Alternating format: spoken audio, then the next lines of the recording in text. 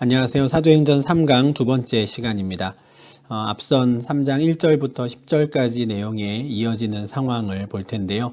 앞서 베드로와 요한이 성전에 올라가다가 나면서부터 걷지 못했던 사람을 예수 그리스도의 이름으로 일으키는 사건이 있었지요. 그 사건 직후에 벌어진 또 상황 그리고 그에 대한 베드로의 설교 말씀이 있는 본문입니다. 말씀드린 대로 나면서부터 걷지 못했던 사람이 베드로와 요한의 그 선포로 말미암아 이제는 걸을 수 있게 되었고요. 그 사람은 이제 성전을 뛰어 들어가며 하나님을 찬송합니다. 많은 사람들이 그를 보고 놀랍고 또 놀랐지요. 아마 그 성전 안에서 큰 소동이 벌어진 것 같고요. 많은 사람들이 그들에게 몰려들었던 것 같습니다. 그때 그 병 나은 사람이 베드로와 요한과 함께 있는 것을 보고 모든 사람들이 그들에게 달려들지요. 그리고 그를 솔로몬의 행각이라고 불리우는 행각으로 세웠다라고 3장 11절에서 말씀합니다. 솔로몬의 행각은 앞서 보여드렸던 예루살렘 성전의 한 부분인데요. 이곳에서 예수님께서도 성전을 방문하셨을 때 이렇게 거니셨다라고 하는 기록이 요한복음 10장 23절에 있습니다. 솔로몬의 행각이 어디인지를 좀 보여드리면 요게 이제 앞서 보여드렸던 그 예루살렘 성전의 구조입니다. 동서남북 방향에 따라서 예루살렘 성전 건물이 세워져 있고요. 성전 밖은 이방인의 뜰이고 성전 안은 여인들, 유대인들 그리고 제사장들이 들어갈 수 있는 범위가 정해져 있습니다. 입구가 바로 여인의 뜰 앞에 있는 요 부분, 미문이라고 말씀을 드렸는데요. 솔로몬의 행각은 바로 예루살렘 성전의 동쪽 벽에 있는 회랑입니다. 이 부분에 이렇게 있습니다. 그러니 구조를 생각을 해보면 여인의 뜰과 유대인의 뜰까지 예를 들어서 이 병 나은 사람이 함께 노래를 부르고 하나님을 찬양하며 들어가다가 많은 사람들이 그들에게 몰려들지요. 그러면 그들은 성전 안에서 소동을 벌일 수는 없으니까 이들을 데리고 성전 밖으로 나옵니다. 성전 밖으로 나오자마자 바로 그 앞에 있는 솔로몬의 행각에 다 모여든 것이죠. 행각이라고 하는 부분이 어디냐면 바로 이 부분입니다. 이 동쪽 벽인데요. 동쪽 벽 안쪽에 지붕이 놓여져 있는데 이렇게 되어 있습니다. 구조가 많은 기둥들이 있고요. 그 기둥들 위에 이렇게 지붕이 덮여져 있어서 그 안에 들어가서 사람들이 뭐 거닐 수도 있고 비를 피할 수도 있고 작게나마 모임이 가능한데 지금은 어쨌든 그 베드로와 요한 그리고 이 병 나은 사람을 그 안으로 밀어넣고 많은 사람들이 그들을 지금 둘러싼 채로 이 일이 어떻게 된 것인가 궁금하여서 질문하는 상황이 이어지는 것입니다. 많은 사람들이 자신들에게 집중하고 베드로와 요한을 인도해내서 솔로몬의 행각에 세워서 설명을 듣고자 하는 이 상황에 대해서 베드로는 이렇게 답을 합니다. 이스라엘 사람들아, 이 일을 왜 놀랍게 여기느냐? 우리 개인의 권능과 경건으로 이 사람을 걷게 한 것처럼 왜 우리를 주목하느냐라고 질문합니다. 두 가지 질문을 하는데요. 이 일을 왜 놀랍게 여기느냐? 왜 우리를 주목하느냐입니다. 베드로 입장에서는 그를 일으켜 세울 때 확신이 있었고요. 예수 그리스도의 이름에 대한 권능의 능력을 조금도 의심하지 않았었습니다. 베드로와 요한에게는 당연한 일이었죠.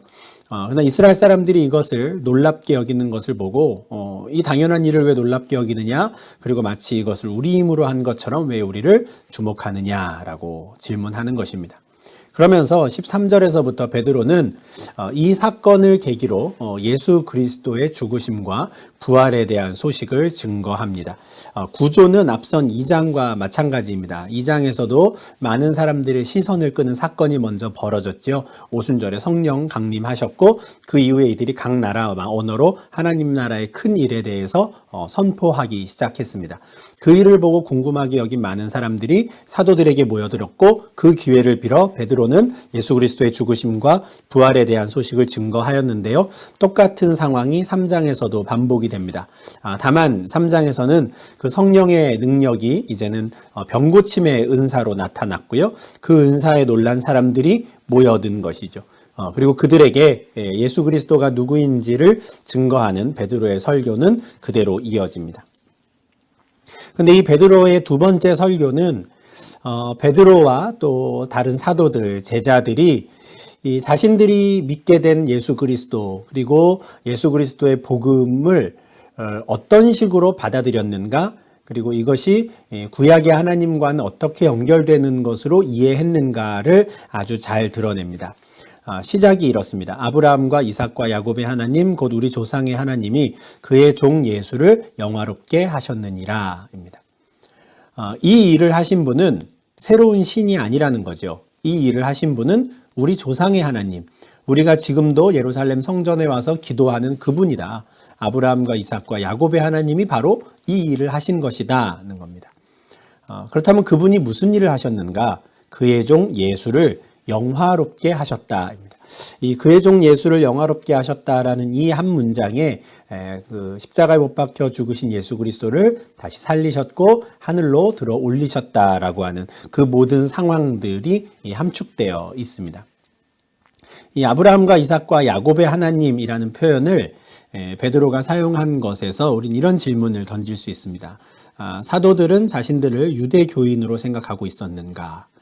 앞선 회차에서 말씀드릴 때 1절에서 제9시 기도 시간에 베드로와 요한이 기도하러 성전에 올라갔을 때 그들이 여전히 유대인들의 기도 시간을 준수하고 있었다라고 말씀을 드렸었습니다. 그리고 그들은 자신들이 유대인으로서 또 유대교인으로서 행하던 그 신앙생활을 그대로 이어갔다라고 설명을 드렸는데요.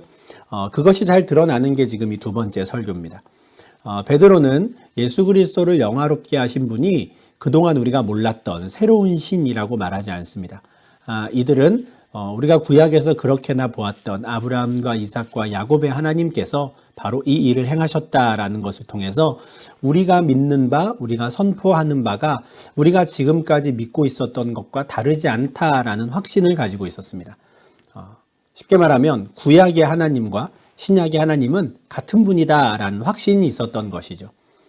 다만 아직은 많은 사람들이 이 사실을 모르고 있을 뿐이다 라고 이들은 생각합니다. 구약의 하나님께서 선포하시고 예언하셨던 많은 것들이 이 땅에 보내신 예수 그리스도를 통하여 다 이루어졌으며 아브라함과 이삭과 야곱의 하나님께서 예수를 영화롭게 하심으로 구약의 모든 말씀들을 성취하셨다라는 것을 너희들이 모르고 있는데 이미 이 일이 다 끝났다라는 것을 알려주는 차원에서 설교를 했다라는 것이죠. 구약의 하나님께서 예언하신 많은 것들을 예수 그리스도를 통해 이제는 다 이루셨다라는 이 맥락의 설교가 지금 3장 전반에 걸쳐서 흐르고요. 그리고 이러한 복음의 내용은 사실 바울을 포함한 신약 성경 전체에서 우리가 찾을 수 있는 관점입니다. 사실 이들은 자신들의 신앙이 그리고 자신들이 믿는 바가 조상들의 믿음과 다르지 않다라고 생각했었습니다. 이들은 자신들이 유대교인이라고 생각했던 것이죠. 지금식으로 표현을 하자면요. 다만 이들이 새롭게 보이는 점은 또 유대인들에게 있어서 낯설게 보이는 것은 그동안에 하지 않던 새로운 신앙 고백이 덧붙여졌기 때문입니다. 그 덧붙여진 신앙 고백이 가장 잘 나타난 것이 마태복음 16장 13절부터 16절까지인데요. 이때 예수님께서 제자들에게 질문하신 적이 있었습니다. 다른 사람들이 나를 누구라고 하느냐 것이죠. 그러니까 많은 사람들은 예수님을 세례 요한, 엘리야 또는 예레미야 같은 어떤 선지자 중에 한 분입니다 라고 이야기한다는 거예요. 이 정도의 고백은 어떻습니까? 유대교인들에게 아주 잘 받아들여질 수 있는 정도였습니다. 지금도 마찬가지죠. 이슬람에서 예수를 어떻게 생각합니까? 그냥 선지자 중에 하나라고 봅니다. 그 정도 받아들이는 것은 자신들이 하나님이라든가 알라에 대해서 고백하는 신앙 고백에 위배되지 않는 정도 수준인 거예요. 그런데 이 정도의 고백을 예수님은 합당하다고 여기지 않으셨습니다. 정말 궁금한 것은 제자들이 예수를 누구라고 생각하느냐, 이것이 바로 예수님이 궁금했던 것인데 베드로가 이렇게 대답하죠. 주는 그리스도시요 살아계신 하나님의 아들이십니다. 이 고백이 예전에 유대인들은 하지 못했던 고백입니다. 부활하신 예수 그리스도를 직접 만난 제자들의 입에서만 나올 수 있었던 고백인 것이죠. 왜 그렇습니까? 그들은 구약의 그 하나님의 모든 선포들이 예수 그리스도를 통해서 이루어졌고 예수님이야말로 기름 부음 받은 자 그리스도이시며 우리의 메시아가 되시는 살아계신 하나님의 아들이라고 확증할 수 있었기 때문에 그렇습니다. 그러니까 다만 사도들 입장에서는 아직 이 설교를 듣는 유대인들이 자신들과 같은 이 예수 그리스도에 대한 신앙 고백은 못할지라도 그들이 믿는 하나님과 우리가 믿는 하나님은 똑같다라고 생각하고 설교하였던 겁니다. 이들도 이제는 예수에 대한 같은 고백을 하는 유대인들이 되기를 바라는 마음에 설교한 것이죠. 사실은 시간이 가면 갈수록 유대교와 기독교의 차이를 드러내는 것은 바로 이 예수에 대한 고백의 차이입니다. 하나님은 양쪽 다 똑같은 하나님이라고 말해요. 아브라함과 이삭과 야곱의 하나님인 것이죠. 다만 예수를 어떻게 볼 것인가에 대한 고백의 관점이 유대교와 기독교의 차이를 만들어내는 것입니다. 사도행전 24장 5절에서 사도 바울이 고소와 고발을 당할 때 이런 명목으로 고발을 당합니다. 그는 나사렛 이단의 우두머리라는 것이죠. 나사렛 예수에 대해서 잘못된 가르침을 준다. 그가 하나님이라고 가르친다. 그가 하나님의 아들이라고 가르친다. 이것은 뭡니까? 이단이다라는 것이죠. 예수에 대한 고백을 유대인들이 받아들일 수 없었던 것입니다. 안디옥 교회가 처음 생겼을 때 비로소 안디옥에 있는 성도들을 그리스도인이라고 부르기 시작했다라고 합니다. 이것은 밖에 있는 사람들이 볼 때 이제는 차이점이 나타난다는 거예요. 저 사람들도 아브라함과 이삭과 야곱의 하나님을 믿는 사람들이라고 하는데 앞선 유대인들과 이 사람들이 다른 점이 하나 있구나. 무엇입니까? 이들은 그리스도를 따르는 사람들이구나. 이들은 예수도 하나님이라고 고백하는 사람들이구나 하며 밖에 있는 사람들이 오히려 유대교와 기독교 사이의 차이를 발견해 가기 시작하는 것입니다. 이 차이는 지금까지도 이어집니다. 유대교와 기독교의 가장 큰 차이는 다른 것이 아닙니다. 같은 하나님에 대한 고백을 한다라고 말을 할 수 있을지 모르지만 예수 그리스도에 대한 고백이 전혀 다르기 때문에 이제는 다른 종교가 된 것이죠.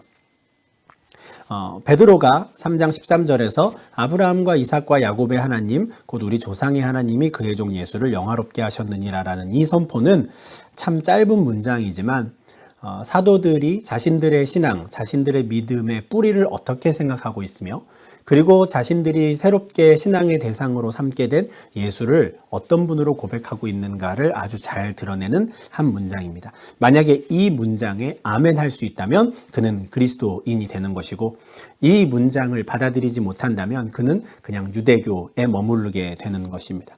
이제는 이 설교가 베드로에게서 이어지는 것이죠. 사실 이런 일은 최근 한 500년 전에도 있었습니다. 마틴 루터가 비텐베르크 대성당의 문 앞에 95개조 반박문을 붙이는 사진, 그림인데요. 사실 루터도 종교개혁을 하려고 했던 사람은 아닙니다. 그러니까 지금과 같은 새로운 형태의 개신교라고 하는 새로운 종파를 만들어내려고 시작했던 것 아닙니다.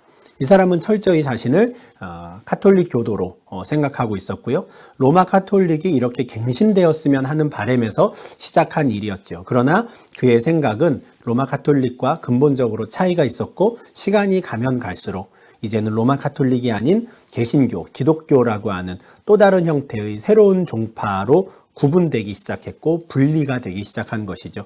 2000년 전에 예수님이 이 땅에 오셨을 때 유대교와 기독교가 분리되었던 것처럼 500년 전에 로마 카톨릭으로부터 개신교가 분리되어 갔던 것도 사실은 막상 그 일을 시작한 사람은 자신의 뿌리가 처음부터 그들과 다르다고 생각하지 않았다 하더라도 시간이 가면 갈수록 그 차이가 드러나면서 이제는 새로운 형태의 종교가 생겨나게 되는 것입니다. 이런 맥락으로 유대교와 기독교의 관계를 좀 한번 생각하시면 좋을 것 같습니다. 이어지는 설교를 보면 베드로는 아주 단호하게 이렇게 이야기하는데요. 너희가 그를 넘겨주고 빌라도가 놓아주기로 결의한 것을 너희가 그 앞에서 거부하였으니 너희가 거룩하고 의로운 일을 거부하고 도리어 살인한 사람을 놓아주기를 구하여 생명의 주를 죽였도다. 누가복음 23장 13절부터 46절까지에 있는 내용을 압축해서 이렇게 설명합니다. 너희가 그 예수를 넘겨주었고 생명의 주인이신 예수를 죽였다라는 것이죠.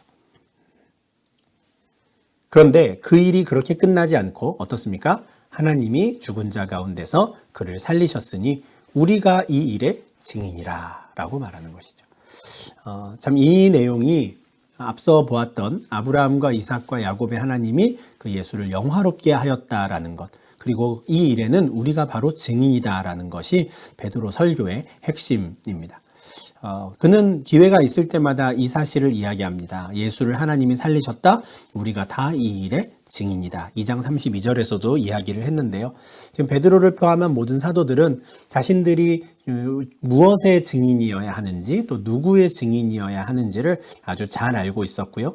그러하기 때문에 기회가 날 때마다 하나님께서 죽은 자 가운데서 예수 그리스도를 살리셨다라고 하는 이 복음을, 이 성취를 계속해서 선포하는 것이죠. 그리고 처음에 그들이 궁금해하였던 것에 대한 대답을 이렇게 합니다. 그 이름을 믿음으로 그 이름이 너희가 보고 아는 이 사람을 성하게 하였다는 것이죠. 이 사람들이 소동하며 베드로와 요한을 솔로몬의 행각에 몰아넣었던 이유가 뭡니까? 너무 궁금했던 것이죠. 나면서부터 걷지 못했던 사람이 어떻게 이렇게 뛰고 걷고 찬양할 수 있게 되었는가? 그 상황에 대해서 베드로는 왜 우리를 주목하느냐라고 질문한 바 있습니다. 우리를 주목할 게 아니라 그 이름을 보아라 라는 것이죠. 그 이름이 너희가 보고 아는 사람을 성하게 하였다.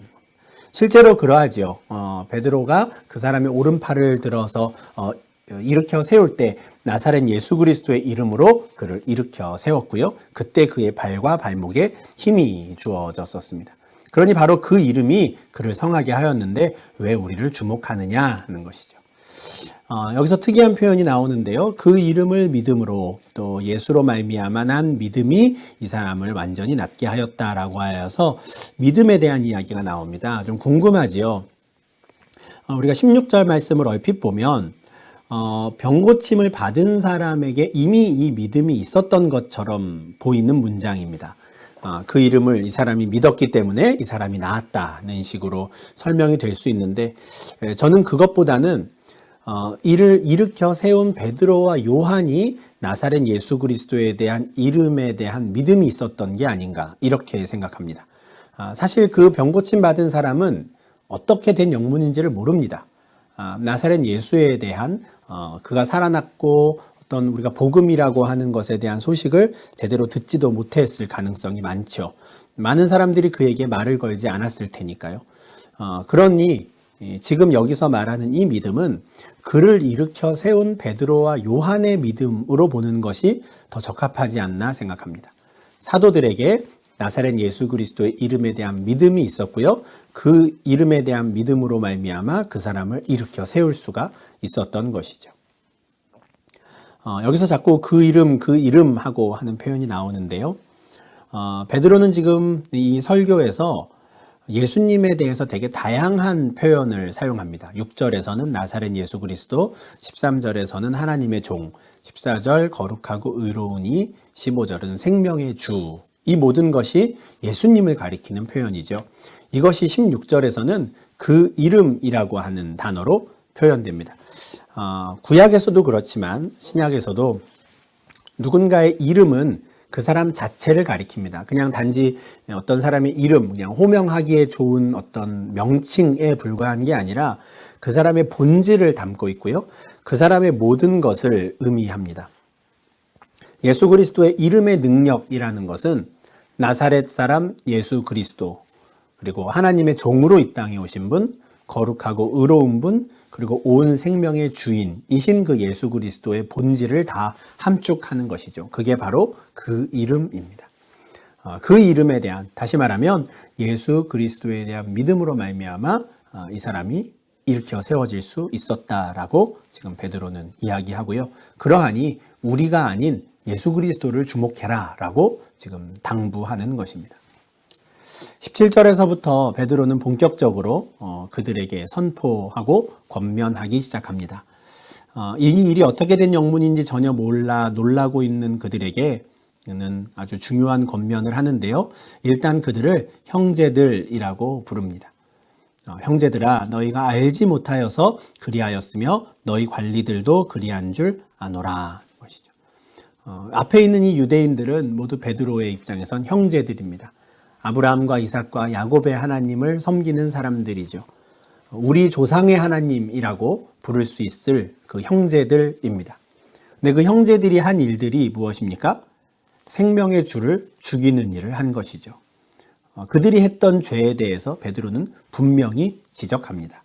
너희가 잘못했다라는 것이죠. 그런데 17절에서 너희가 알지 못하여서 그리하였고 관리들도 알지 못하고 한 줄 안다라고 이야기하죠. 이것은 죄를 지을 때 이 사람이 의도적으로 알고 지은 죄인가 아니면 정말 모르고 지은 죄인가에 대해서 하나님께서 조금 판단하는 것이 다르다라는 것을 전제하는 표현입니다.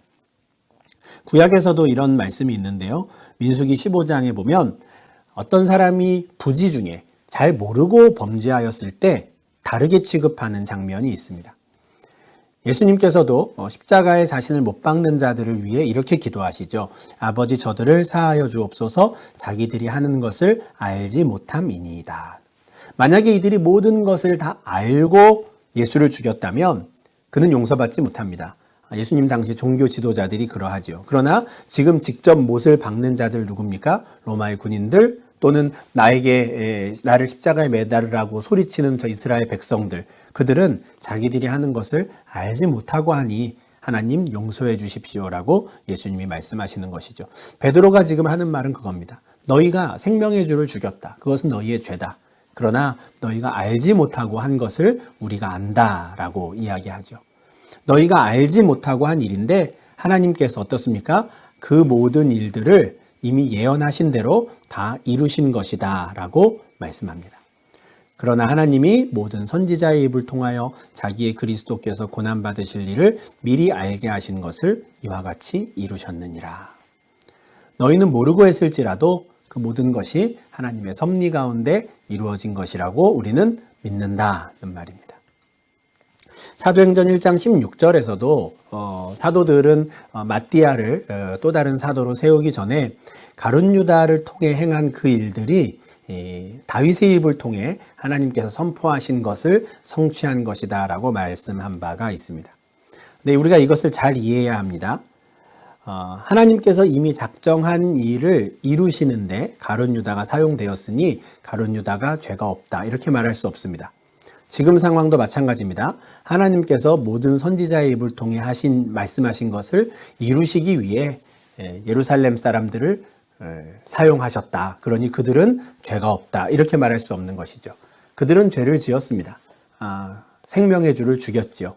그러나 이 온 세상을 주관하시고 다스리시는 하나님께서 인간의 그 악함까지도 하나님의 섭리 가운데 사용하셔서 결국 하나님께서 예정하신 모든 일들을 이루시는 것이죠.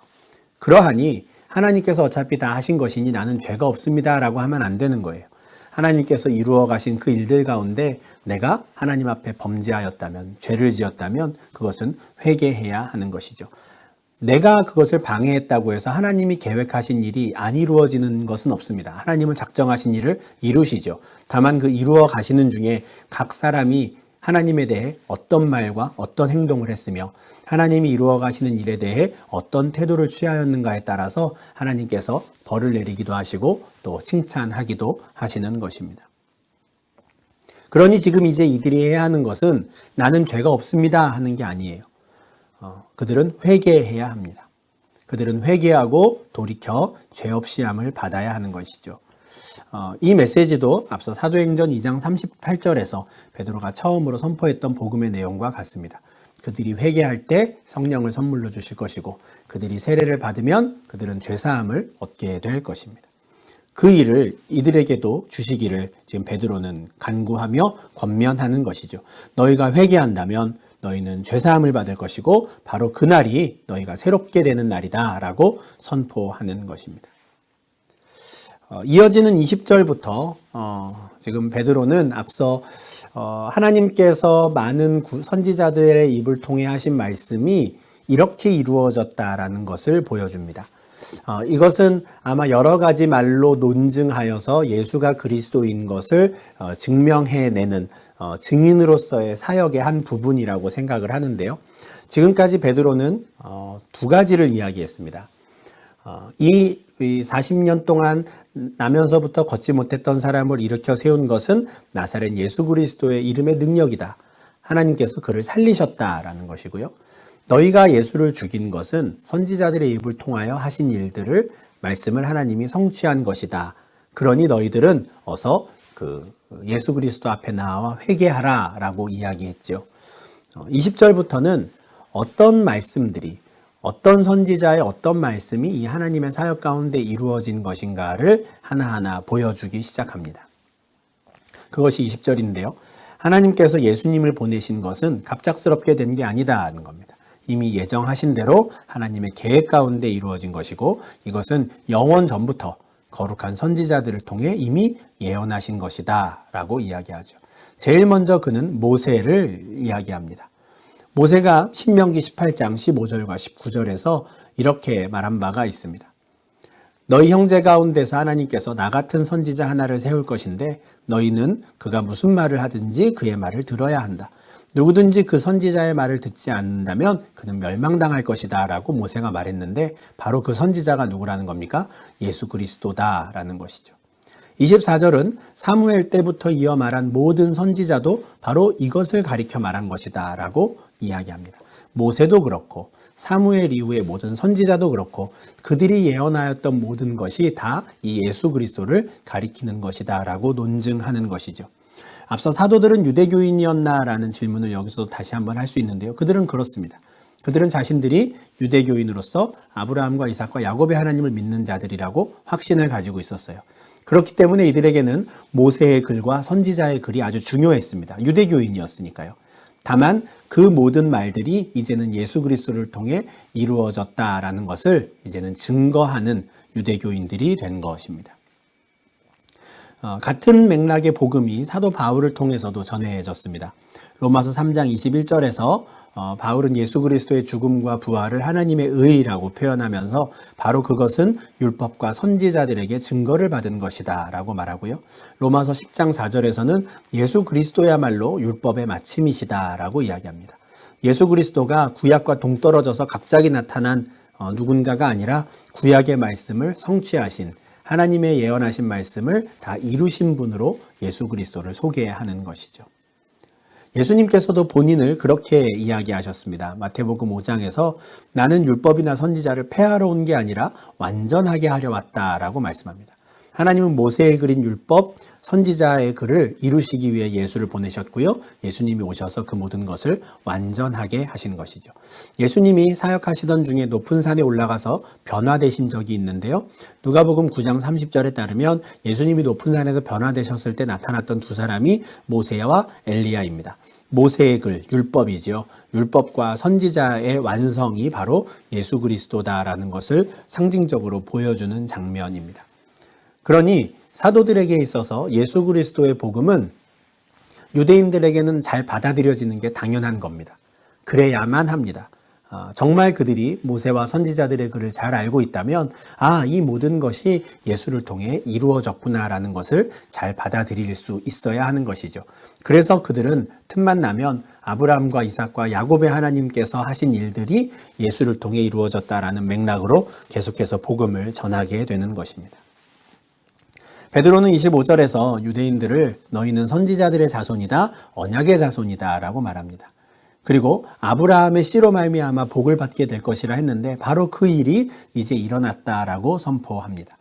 이것은 참 유대인들의 복이죠. 유대인들이 선지자들의 자손, 언약의 자손이라는 것은 그들이 하나님께 받은 축복입니다. 바울이 로마서에서 오직 믿음으로 우리가 하나님 앞에 의롭게 될 수 있다라고 편지를 써서 보낼 때 아마 자신의 편지가 많은 유대인들에게는 반감을 줄 수 있다라는 것을 바울은 알고 있었습니다. 그렇다면 우리는 왜 할례를 받고 있는가? 우리가 지금까지 하나님의 백성이라고 자부했던 것은 그러면 잘못된 것인가? 라고 반문할 수 있다라는 것이죠. 그 마음을 잘 알고 있었기 때문에 바울은 로마서 3장 1절과 2절에서 너희가 이렇게 질문할 텐데 유대인의 나음 또 할례의 유익이 무엇인지 내가 알려주겠다라고 합니다. 무엇입니까? 그들은 하나님의 말씀을 맡은 자들이었습니다. 대단한 축복이죠. 그들은 하나님의 말씀을 먼저 갖고 있었던 사람들입니다. 베드로가 앞서 25절에서 말한 그들이 선지자들의 자손, 언약의 자손이라는 겁니다. 다른 민족에게는 이런 은혜가 없었습니다. 그들은 다른 민족은 아브라함과 이삭과 야곱의 하나님을 모르는 자들이었죠. 그러나 하나님께서 그들에게 먼저 말씀을 주셨고 그들은 하나님의 말씀을 맡았던 사람들입니다. 그리고 26절에서 베드로가 말하는 것처럼 하나님께서 그 이스라엘 사람들, 유대인들 가운데 그 종을 세우셔서 예수 그리스도를 세우셔서 그들에게 복을 주시려고 먼저 유대인들에게 나타내 주셨습니다. 이것이 참 유대인들이 받은 복입니다. 그들은 먼저 그 복음을 듣게 된 것이죠. 물론 그것이 유대인들이 다른 민족보다 우월하다라고 말할 수는 없습니다. 바울은 로마서에서 하나님의 구원 사역에 있어서 다만 순서의 차이가 있을 뿐이다라고 선포합니다. 하나님께서 유대인들 가운데 예수 그리스도를 세우셨고 그들에게 먼저 복음을 들려주셨습니다. 그 복음은 모든 믿는 자에게 구원을 주시는 하나님의 능력이지요. 그러나 그것은 유대인들에게만 전해주는 복음이 아닙니다. 순서상 유대인에게 먼저 전해졌지만 반드시 그것은 헬라인들, 이방인들에게도 전해져야 하는 것입니다. 그리고 그렇게 된 것이죠. 이렇다고 해서 유대인이 헬라인보다 우월하다라고 말할 수 없습니다. 그냥 하나님의 은혜 가운데 유대인들이 먼저 택함 받았고 그들 가운데 그 종이 세워진 것이죠. 우리가 사도행전의 흐름을 장소의 변화로 보면 좋겠다라고 말씀드린 바가 있습니다. 예루살렘과 유대와 사마리아와 땅끝으로 가지요. 복음이 전파되는 순서에는 차이가 있지만 그렇다고 해서 예루살렘 사람들이 유대인들보다 더 우월하냐? 유대인이 사마리아보다 우월하냐? 사마리아가 땅끝에 있는 사람들보다 우월하냐? 그렇게 말할 수 있는 게 아니죠. 이건 우월의 문제가 아니라 순서의 문제입니다. 다만 그 순서에 있어서도 유대인들에게 먼저 복음이 전해졌다는 건 그들에게 주어진 은혜입니다. 그들이 자랑할 게 아니라 감사할 일인 것이죠. 베드로가 3장 25절에서 너희에게 먼저 나타나셨다라는 것은 이런 맥락에 주어지는 설교입니다. 이 좋은 기회를 너희가 꼭 잡아라 라고 이야기하는 것이죠. 주님의 복음은 유대인이나 헬라인이나 차별이 없습니다. 바울이 로마서 10장 13절에서 이야기하고요. 이미 사도행전 2장 21절에서 사도들도 이야기했던 요엘 선지자의 선포이지요. 누구든지 주의 이름을 부르는 자는 구원을 받습니다. 다만 순서상 먼저 복음을 듣게 되는 사람들이 있는 것뿐입니다. 그 권면, 그 설교를 듣고 사람들의 반응이 나오는데요. 그것이 바로 4장 1절부터 4절까지의 내용입니다. 그런데 여기서 크게 두 가지로 이 복음에 대한 반응이 나누어집니다. 먼저 1절에서는 제사장들과 성전 맡은 자 사두개인들, 다음에 보겠지만 이들은 사내들인 공회원인데요. 이들의 반응이 나옵니다. 이들은 뭡니까? 이 복음을 싫어합니다. 사도들이 예수 안에 죽은 자의 부활이 있다고 가르치는 것을 싫어하죠. 그래서 그들을 붙잡아다가 가둡니다. 당장 공회를 열어서 얘네들을 좀 혼내면 좋겠지만 밤에는 공회를 열 수 없기 때문에 다음날 해가 뜰 때까지 이들을 감옥에 가두지요. 또 다른 사람들의 반응이 4절에 기록되어 있습니다. 말씀을 들은 사람들 중에 믿는 자가 많았죠. 2장 41절의 표현을 빌리면 그 말을 받은 사람들이 많았습니다. 2장 41절에서 베드로가 처음 설교했을 때 신도의 수가 3천이나 더하였는데 4장 4절에서는 남자의 수가 약 5천이나 됩니다. 여자아이들과 또 아이들을 제외하고 남자들만으로도 이렇게 많은 사람들이 이 복음을 받아들였다는 것이죠. 갑자기 예루살렘 교회가 10,000명 이상의 초대형 교회로 탄생하게 되는 것입니다. 복음이 선포되었을 때 이렇게 두 가지 반응으로 나누어집니다. 처음 베드로가 설교했을 때 2장 37절에서 유대인들은 우리가 어찌할꼬 라고 하며 안타까워했습니다. 그러나 스데반의 설교를 들은 사람들은 7장 54절처럼 그를 향하여 이를 갈았지요. 베드로가 3장에서 선포한 이 복음도 마찬가지였습니다. 남자만 5,000명은 그 복음을 받아들였습니다. 그러나 사내들인 공회원들은 그 복음이 전해지는 것을 싫어하였죠. 이렇게 복음이 전해지는 곳에는 두 가지 반응이 있습니다. 이것을 받아들이는 자가 있고 이를 가는 자들이 있고 말씀을 믿는 자들이 있고 그것을 싫어하는 자들이 벌어집니다. 그때의 반응에 따라 이들이 처하게 되는 상황은 이제 완전히 달라지게 되는 것이죠. 참 안타까운 일입니다. 사내들인 공회원들, 그 누구보다도 복음에 대해서 잘 알아야만 하는 사람들이었는데 누구보다도 모세와 선지자의 글에 능통한 사람들이었으니 이 사람들이야말로 예수를 통해서 이 모든 예언의 말씀이 이루어졌다라는 것을 이들은 확신하고 잘 받아들였어야 했는데 오히려 그들은 그것을 싫어하고 거부하였습니다. 그리고 그들이 어떻게 사도들을 대하였는가가 이제 5절에서부터 이어지게 될 텐데요. 복음에는 차별이 없습니다. 먼저 듣게 되는 자들은 있을지언정 그것이 누군가와의 우월과 열등을 나타내는 것은 절대 아닙니다. 비록 유대인들보다는 조금 늦게 우리에게 복음이 전해지지만 그 복음이 우리에게 전해진 것에 우리가 먼저 감사할 수 있으면 좋겠고요. 그리고 복음을 우리가 마음으로 믿어 받게 된 것을 우리가 또한 감사할 수 있으면 좋겠습니다. 베드로와 요한이 이렇게 담대하게 선포할 수 있었던 이런 상황들이 참 부럽기도 합니다. 그리고 자신들에게 시선이 쏠렸을 때 왜 우리를 주목하느냐라고 말하며 나사렛 예수 그리스도의 이름을 주목하라라고 권면하였던 것도 참 우리가 본받을 만한 점입니다. 우리가 신앙생활 하면서 우리를 우쭐하게 되는 상황을 맞이할 때 우리가 늘 겸손히 내가 아닌 예수 그리스도가 드러나는 우리의 삶이 될 수 있기를 바라고 또 이 사도들처럼 우리도 정말 기회가 난다면 언제든지 그 아브라함과 이삭과 야곱의 하나님이 예수를 영화롭게 하셨다는 이 귀한 복음을 증거하기를 힘쓰는 우리가 될 수 있으면 좋겠습니다. 사내들인 공회원들에게 붙잡혀간 사도들의 그 모습에 대해서 또 다음 회차에서 계속해서 이어서 살펴보도록 하겠습니다. 감사합니다.